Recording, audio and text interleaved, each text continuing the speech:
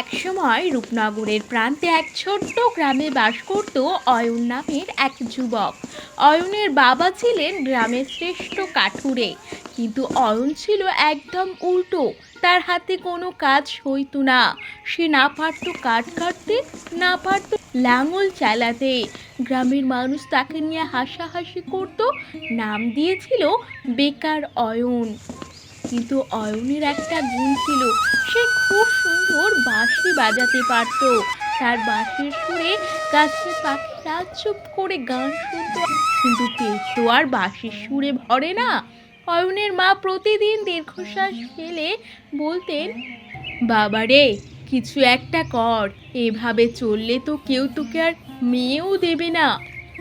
ঘটনাচক্রে অয়নের কপালে জুটল এক অদ্ভুত বিয়ে।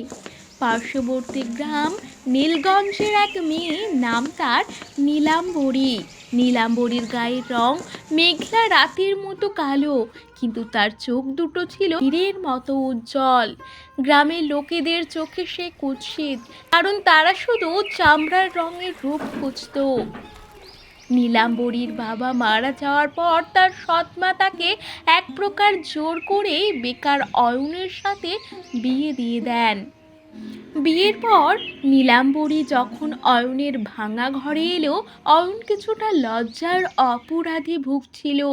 সে নিজে বেকার, ঘরে খাবার নেই, তার উপর এমন একজনকে জীবন সঙ্গিনী হিসাবে পেয়েছে যাকে সমাজে সম্মানের চোখে দেখে না।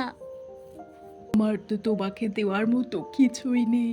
এই ভাঙা ঘর আর এক পেট খিদে ছাড়া আমি আর কিছুই দিতে পারবো না তোমাকে। নীলাম্বরী সে কিচ্ছু বলল না।